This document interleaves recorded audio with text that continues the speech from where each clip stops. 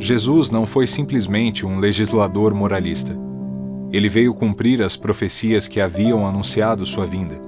Sua autoridade decorria da natureza excepcional de seu espírito. Veio ensinar aos homens que a verdadeira vida não está sobre a terra, mas no reino dos céus. Ensinar-nos o caminho que para lá conduz, os meios de nos reconciliar com Deus e nos prevenir sobre a marcha das coisas futuras para o cumprimento dos destinos humanos.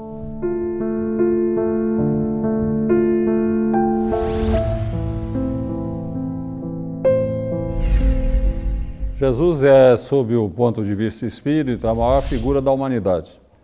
É aquele espírito puro e perfeito que transitou pela Terra, que vem nos trazer aquela que Kardec chama de segunda revelação divina, a revelação do amor. 3 anos de vida pública foi suficiente para abalar os alicerces sociais, do direito, da justiça humanas consideradas. Subir no monte e entoar a canção das bem-aventuranças, como a grande síntese da sua vida, talvez represente a magnitude de Jesus. O seu nascimento foi eloquente porque nos ensina a humildade. E o seu término foi fabuloso porque fala do amor que se sacrifica doando a própria vida. Como espírito superior, ele emite considerações e modelos através dos seus ensinamentos. Os ensinamentos de Jesus foram registrados a partir de 50 anos depois da sua morte física. 50, 60, 70, 80 anos depois da sua morte. Ficaram grafados em textos escritos pelos chamados evangelistas. Lá no Novo Testamento tem 4 evangelhos, que significam textos escritos por essas criaturas depois desse tempo que eu salientei. E ali nós temos um forte material sobre os ensinamentos morais de Jesus de Nazaré. Esses ensinamentos definem bem qual é o rumo deveria, melhor dizendo, ser o rumo da nossa humanidade. Jesus nos traz a revelação do amor, que é a revelação do que fazer, amar ao semelhante, amar a Deus acima de todas as coisas e ao próximo como a nós mesmos. É a essência da mensagem de Jesus. Tudo aquilo que ele fez, tudo aquilo que desenvolveu e que ele falou está relacionado com esse empenho de passar para a humanidade aquela que seria a grande revelação, que é a revelação do amor. Jesus aponta que os homens deveriam viver num regime de solidariedade, num regime de fraternidade, de igualdade, de tolerância e de paciência entre si. Esse é o apontamento de Jesus. Se nós, aqui na Terra, vivêssemos sob o império desses ensinamentos, o nosso mundo seria muito melhor. Deveríamos ter aqui já instalada a paz, porque a paz é produto de trabalho feito com base nesses conhecimentos. Mas parece que a nossa humanidade ainda não acordou. Se fala muito de Jesus, se discursa muito sobre os seus ensinamentos, mas nós não temos ainda a prática viva desses ensinamentos no dia a dia de todos os nossos povos. Quando isso acontecer, nós realmente vamos instalar momentos importantes na vida dos homens. Mas os ensinos de Jesus não terminam com a morte, porque se não houvesse o ressurgimento de Jesus após a crucificação, nós não conseguiríamos entender toda a sua mensagem e não conseguiríamos dar o valor de que ela necessita. A imortalidade do Cristo, como sendo o seu ensinamento que daria sentido para toda a sua vida, faz de Jesus ser esse ícone, divisor da história, antes dele e depois dele, separando a cronologia do nosso tempo e deixando-nos a máxima da excelência do amor como sendo a atitude e o conteúdo de maior valor que a humanidade talvez possa entretecer hoje numa avaliação global da sua vida na Terra. Nossa dificuldade de viver o mandamento maior de amor a Deus e ao próximo é uma consequência de que ainda cultivamos dentro de nós os dois vícios mais difíceis e mais radicais, que estão na origem de todos os outros, o egoísmo e o orgulho. Esses dois vícios que nos acompanham ao longo de tantas existências nos dificultam a pensar no outro, a sairmos de nós mesmos, a olharmos o mundo na dimensão da outra pessoa, a reconhecer que o outro é tão importante, precisa ser feliz da mesma forma que eu preciso, a ver no outro um ser igual a mim, que precisa do meu respeito, da minha consideração. Então são esses sentimentos de autossuficiência, de cegueira em relação ao sofrimento alheio, que nos impedem de nos alinharmos com esse mandamento. Não se pode amar a Deus sem amar ao próximo, já dizia a tradição cristã. E Deus é amor. O amor representa a grande síntese da tradição judaico-cristã. Se mais de 600 mandamentos falam dentro da tradição hebraica, daquilo que se deve e não se deve fazer, e se eles podem ser resumidos em 10 postulados que caracterizam os 10 mandamentos, e se estes podem ser reduzidos a amar a Deus sobre tudo e a amar o outro como a si mesmo, aí está o grande desafio do ser humano, que é poder articular uma amorosidade que seja capaz dialeticamente de se expressar de si na direção do outro. Mas para que eu possa exercitar essa grande vocação do amor, que é uma vocação das entranhas do ser, é necessário que eu mergulhe nas minhas entranhas. É que a gente automaticamente acha que se ama, mas na prática o que nós vemos é que isso não acontece. Na verdade, na maior parte do tempo nós nos odiamos. E como odiamos a nós mesmos, jamais iremos acreditar na misericórdia divina. É muito comum você chegar para um médium ou para alguém que você considera superior espiritualmente e pedir: reze por mim. Por que você mesmo não reza? Porque você não acredita que Deus vai te ouvir, porque você tem certeza que não merece. Então, diante dessa circunstância, que é a culpa, eu mereço sofrer, ou a sensação complexa de inferioridade, eu não sou ninguém, eu não significo nada, você não consegue se expressar em termos de outra pessoa, quanto mais de Deus. Deus, então, fica mais distante. A gente tem aquela ideia, né? Como Ele é perfeito e eu não sou, Ele jamais vai me amar. Mas Ele não seria Deus se isso não fosse verdade. Então, enquanto a gente não metabolizar esse problema do eu, né? Nós nunca vamos amar a Deus como deveríamos. Então, quem não ama não conhece a Deus. Como eu posso amar se eu sou egoísta? Se eu só penso em mim mesmo? Amar a si mesmo não é ser egoísta. Amar a si mesmo é justamente prezar a nossa trajetória em alinhamento com a lei de Deus, que vai justamente proporcionar ao nosso crescimento espiritual, a nossa melhor produção em relação à sociedade, onde quer que estejamos, no campo familiar, no campo profissional, enfim, porque isso é uma proposta de totalidade, que nos acompanha o tempo todo. Então, fazer esse movimento é um movimento em que a humanidade é desafiada, porque nós nos perdemos apenas na forma, na aparência, no cuidado corpóreo, que é muito importante no campo da higiene, da estética, da medicina estética, de uma boa estruturação física, sarar o corpo, mas não adianta ter o corpo sarado e a alma estar obscura, doente, esquecida. Então, o auto-amor não é uma atitude apenas periférica, de alguém que apenas parece bonito, ou parece que se gosta, ou parece que está bem. Quando fala, já se percebe que a pessoa está em descompasso com o corpo que é tão de manequim, de uma musa, de um deus grego. No entanto, quando a pessoa fala, nós não conseguimos ver o Deus, só conseguimos ver o corpo grego. Auto-amor é aquele que ousa fazer essa introspecção, essa incursão. E à medida que vai se fazendo, vai se descobrindo sombra e luz.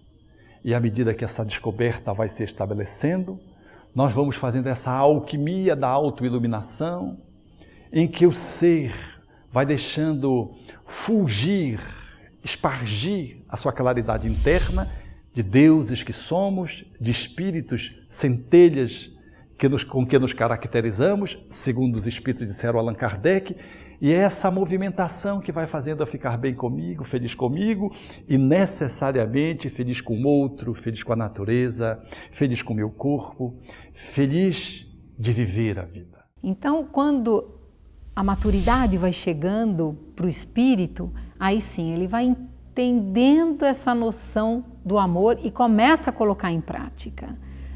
Porque aí o amor vai ser o centro e a sua intenção nas coisas. Então a nossa dificuldade de viver o mandamento maior de Jesus, de amor a Deus e ao próximo, cresce na medida em que nós valorizamos o nosso egoísmo e o nosso orgulho. E nós, então, padecemos as consequências que poderiam ser evitadas se fizéssemos o trabalho preventivo, recomendado há milênios e que está revisitado grandemente pela nossa doutrina espírita. Enquanto não aprendermos a enfrentar esses dois vícios diariamente, cotidianamente, olhando para o outro como alguém que tem o direito de ser feliz da mesma forma que eu tenho, a gente vai começar a construir dentro de nós esse indivíduo disposto a viver o mandamento maior proposto por Jesus. Então o que ele fez realmente, se nós imitarmos ou procurarmos viver na prática, é tudo de que necessitamos para sermos melhores, para crescermos, para evoluirmos, para sermos fraternos, solidários e amantes do bem. Então a fraternidade, através da mensagem do Evangelho, é indispensável à vida de qualquer ser humano, independente de religião, independente de raça, cor, sexo. Colocando Jesus e seus ensinamentos em nossas vidas, nós com certeza estaremos a caminho da evolução espiritual. Então, na verdade, a data do Natal é uma data simbólica que tem referência ao comércio. Porque o Natal de Jesus não pode ser um dia por ano. O Natal de Jesus tem que ser todos os dias.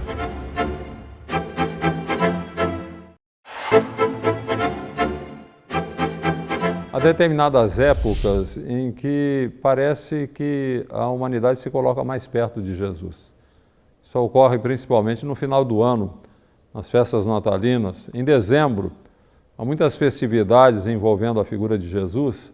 As pessoas procuram mais as igrejas, pensam mais, até envolvendo a própria comemoração do Natal, em Jesus. Com isso, cria-se um ambiente propício para que nós possamos receber, assim, de uma forma mais intensa, os benefícios que a espiritualidade pode nos oferecer. A época do Natal, de fato, muda a energia da Terra.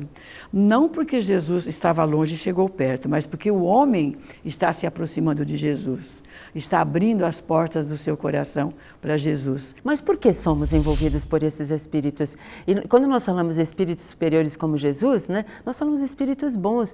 E é uma coisa interessante também que a gente deveria lembrar sempre, que Jesus não é o único espírito superior, né? Porque nós achamos que só Jesus é superior, mas são muitos os espíritos que estão na mesma categoria de Jesus ou muito próximos a Jesus e que nos assessoram. Mas por que eles nos assessoram com tanta intensidade, tão próximos de nós? Porque nós nos abrimos, nos envolvemos com toda a atmosfera do Natal, de Jesus, somos levados a esse envolvimento, a abrir o coração, a abrir a mente. Então fica muito mais fácil desses amigos espirituais nos assessorarem, nos envolverem, se aproximarem de nós.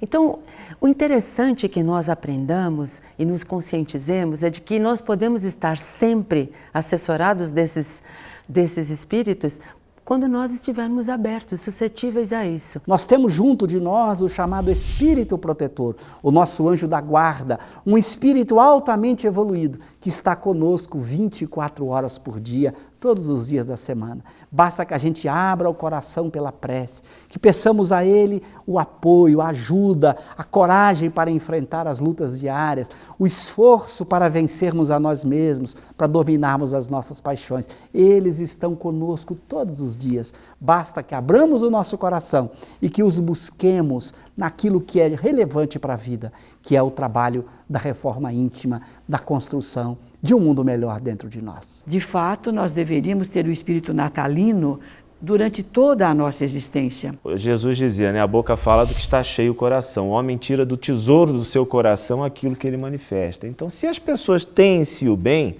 pode ser no fim de ano, no começo do ano, no meio do ano, e a presença dos bons espíritos com as grandes energias reparadoras e intensificadoras do ânimo para as vitórias que precisamos encetar, estarão presentes. Somos nós que abrimos essa possibilidade, porque Jesus, esse manancial de amor, de luz e de entendimento, ele não tem como apagar essa luz nos outros dias. Ele está sempre presente em nossas vidas. Acho que cabe a cada um de nós, nos outros dias do ano, também estar aberto para receber todo esse amor, todo esse incentivo e toda essa luz que emana de Jesus. Jesus é o nosso sublime orientador.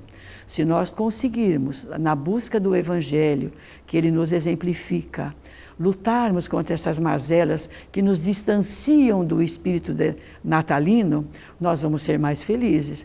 Quantos de nós, quando se aproxima do fim do ano, nós sonhamos, nós idealizamos, nós criamos algumas expectativas, mesmo que depois nós não conseguimos alcançar, mas nós estamos vibrando numa outra sintonia. Vamos lutar para que esse espírito de festa preencha a nossa alma durante os 365 dias do ano. No momento em que nós transformamos o Natal num processo de comércio, automaticamente nos distanciamos emocionalmente. Deixa de ser uma representação de espiritualidade. E como é que isso começou? Começa com a exploração do significado espiritual. As pessoas querem vender. O que é que pode ajudar a vender? Então se explora tudo. Se explora o sexo, mas aí você cansa, se explora tudo que for possível ser explorado, a gente explora com objetivos comerciais, né? É a ânsia do mercado. O Papai Noel é um produto de uma sociedade consumista, capitalista, que vende. E Jesus é um modelo moral mais perfeito que foi dedicado ao homem. Nós ainda estamos distantes um pouco, bastante, desses modelos para a nossa planificação. Então o apelo de consumo, de festa, de confraternização é muito maior do que a própria mensagem que o mestre trouxe de esclarecimento, de libertação e de amor para a sociedade. Então, na verdade, a data do Natal é uma data simbólica que tem referência ao comércio, porque o Natal de Jesus não pode ser um dia por ano. O Natal de Jesus tem que ser todos os dias. Então, aquele que quer realmente comemorar o Natal, ele não se preocupa com o dia. Ele se preocupa com a sua vida em todos os dias. Mas como é que a gente pode, então, sair disso? Eu digo assim, a proposta espírita, ela é diferente, não é de adoração, é de reconhecimento do significado. Natal é aniversário de Jesus. Quem é Jesus? Então, no mês de dezembro, a gente pega tudo que é livro, filme sobre Jesus e a gente pede, coloca música, enfeitar a casa, só que não tem presente. Então, fazer do Natal o aniversário de Jesus é uma coisa interessante. Então eu peguei meus filhos para a gente distribuir alguns presentes para os mendigos na rua. Pegamos uns bombons, umas coisas assim e distribuímos. Que a gente vai fazer um trabalho parecido para eles verem o seguinte, é o dia de dar. De aí visitar o hospital, fazer coisas desse tipo. Mas como é que você lidou com a expectativa dos presentes? A gente mudou a data, né? Natal é dia de dar presente. Dia de ganhar presente é ano novo, né? Renovação, aproveita as liquidações, tem um monte de coisas. Então, como eles sabem que depois é mais barato, o resultado é superior, eles conseguiram se adaptar e foi um sucesso. Então, a gente transformou o ano novo nos presentes. Então, eles não ficam sem. Agora, a gente tirou do Natal aquele ônus. Então, o Natal que fique para Papai Noel, que as crianças ganhem presente, que a gente comemore uma série de outras coisas. Mas isso não tem nada a ver com Jesus. Com Jesus tem a ver com o resto da vida. Tem a ver com todos os dias, tem a ver com a nossa experiência, tem a ver com aqueles momentos em que, na intimidade do nosso ser, nós conseguimos ser um pouco melhores. Aí Jesus está comemorando o aniversário e nós estamos dando um presente para ele. Nós colocamos a caridade como algo distante. E a caridade é algo que pode ser construído e praticado no nosso cotidiano, no nosso dia a dia.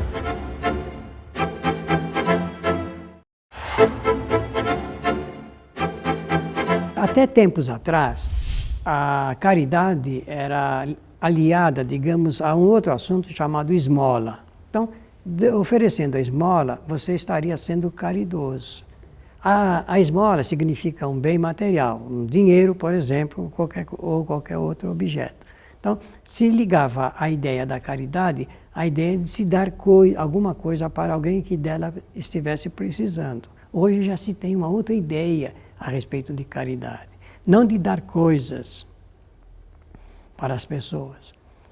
Digo sempre que se você oferece alimento para uma pessoa que está com fome, você não está sendo caridoso, porque essa é uma obrigação social.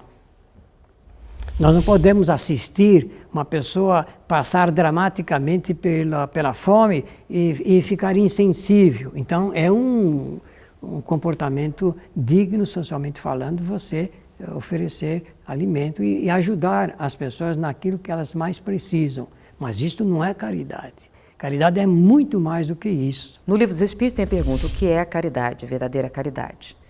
Benevolência, indulgência e perdão das ofensas. E a caridade é, por assim dizer, a mãe de todas as virtudes. É o máximo do amor, como dizia Paulo. Se nós não tivermos caridade, tudo mais que nós fazemos não faz sentido. Porque do respeito, da compreensão, da solidariedade e do exercício da fraternidade, nós estamos demonstrando a verdadeira caridade, sim. E os espíritos que avançam espiritualmente, eles exercem isso com naturalidade. Compreendem as nossas limitações e não aguardam de nós aquilo que nós ainda não podemos oferecer. E, portanto, pacientemente aguardam que a gente chegue a alcançar um estágio maior na evolução também. Para que a caridade seja uma atitude natural das pessoas, é preciso que haja principalmente a eliminação do egoísmo, porque o egoísmo tem sido a raiz de todos os males. Enquanto a gente não vencer o nosso egoísmo, o nosso orgulho, vamos ter dificuldades em praticar a mensagem de Jesus, que é exatamente o antagonismo de tudo isso. É o desprendimento, é a humildade, é a fraternidade. São qualidades inerentes à alma. E se você não se liberta dos vícios da alma, fica difícil de você praticar o Evangelho. Daí a dificuldade que a grande parte da humanidade tem de seguir os ensinamentos de Jesus. Porque eles não são fáceis. A maioria diz que são dificílimos, até concordo. Difíceis sim, impossível jamais. Cada um querendo pode enfatizar, se dispor, procurar praticar o que Jesus ensinou, e então ele vencerá qualquer barreira e com certeza atingirá a plenitude de que todos nós precisamos como espíritos a caminho do encontro com ele. Nós colocamos a caridade como algo distante, e a caridade é algo que pode ser construído e praticado no nosso cotidiano, no nosso dia a dia, quando controlamos uma emoção ruim, quando atendemos com respeito, com consideração as pessoas que conosco convivem, quando controlamos um pensamento agressivo, uma palavra ríspida. Todas as vezes que praticamos o hábito constante das boas ações, vamos incorporando a caridade em nós. A caridade não vai cair do céu em nossas vidas. Não vamos nos transformar em espíritos paladinos da caridade de uma hora para outra. É um processo lento de construção por intermédio do bom hábito, da prática constante e permanente. No nosso atual momento evolutivo, eu acredito que ainda demande realmente o que chamaríamos de esforço. Não é alguma coisa que nos causa um prazer momentâneo, é alguma coisa a que ainda nos entregamos por força de uma disciplina. Mas começa assim. Na medida em que a gente vai vivendo no cotidiano, no dia a dia, este enfrentamento dos nossos vícios, dos nossos defeitos, nós vamos praticando a caridade e ela vai se tornando habitual. É o hábito que faz com que a gente mude. Então temos que fazer. Temos que praticar e não ficar esperando que um dia nos transformemos em paladinos da caridade. Podemos realizá-la na dimensão do agora, na dimensão do hoje. Hoje é o momento, agora é o momento. Faça melhor hoje, buscando construí-la passo a passo, gota a gota, até que ela se torne espontânea, natural na vida de cada um de nós. No Livro dos Espíritos, Allan Kardec registra uma passagem muito interessante, na questão 625, quando ele pergunta aos benfeitores espirituais qual é o modelo que nós temos para que nos norteie na existência nossa. E os benfeitores espirituais respondem, Jesus. Jesus é o nosso modelo e guia de comportamento. Muitos na humanidade foram guias, poucos foram modelos. O nosso objetivo na Terra é, sem dúvida, nos tornarmos criaturas melhores. É buscarmos essa evolução. E essa evolução, ela é de dentro para fora. Nós todos já estamos dotados de potencialidades divinas. Jesus, um modelo de maior expressão que passou pelo planeta Terra, o espírito mais elevado que nós conhecemos, Ele nos disse claramente: eu sou o caminho, eu sou a verdade, eu sou a vida. Então eu diria que a grande dificuldade, a maior dificuldade das pessoas de modo geral, é conhecer o Evangelho, com a base na reflexão, no entendimento maior, sentir realmente o significado do Evangelho, para que depois possamos colocá-lo em prática, né? Se nós ficarmos apenas nas águas da superficialidade, nunca conseguiremos vivenciar o Evangelho, até por desconhecer como nós vamos colocar em prática o que está inserido no próprio texto do Evangelho. Seguir os passos de Jesus é uma tarefa fundamental na vida de cada um de nós. Buscar se aproximar desse espírito superior, desse espírito puro. É um trabalho cotidiano que se faz por um caminho relativamente simples. Basta a gente cada dia procurar ser melhor do que o dia anterior. Ninguém evolui sem começar esse processo. E o melhor processo de evolução é o processo de correção no dia seguinte dos erros que cometemos no dia anterior. Então, a todo instante que nós praticamos coisas de benefício às pessoas, seja no nosso ambiente familiar, seja no nosso trabalho ou na via pública, todo bem que nós pudermos fazer às pessoas, isso reverterá em em benefícios para cada um de nós. Obviamente que é impossível nós aplicarmos na inteireza todos os ensinamentos que o Mestre trouxe para a gente. Mas devemos, pelo menos, nos esforçar para buscar aqueles ensinamentos que são mais próximos de nós, mais próximos da nossa realidade. E esse ensinamento, ou esse progresso, vai sendo realizado aos poucos, porque, enquanto espíritos imortais, sabemos que não é possível atingir a perfectibilidade que Jesus nos ensinou através de uma única encarnação. Mas necessitaremos do concurso de várias encarnações para ir aplicando cada vez de forma mais homogênea, contínua, esses ensinamentos que o Mestre nos legou há mais de 2000 anos. Então, acho que primeiro nós temos que nos ver como espíritos em evolução. Primeiro nós temos que nos ver como as criaturas queridas e amadas de Deus, que nos enviou o modelo de Jesus para nos mostrar como é que se faz, como é que se constrói esse caminho. Por isso, Jesus foi o maior homem da terra, porque conseguiu viver aquilo que estava dito. E vivendo, ele conseguiu estabelecer o amor como sendo a plataforma da felicidade de todos os homens.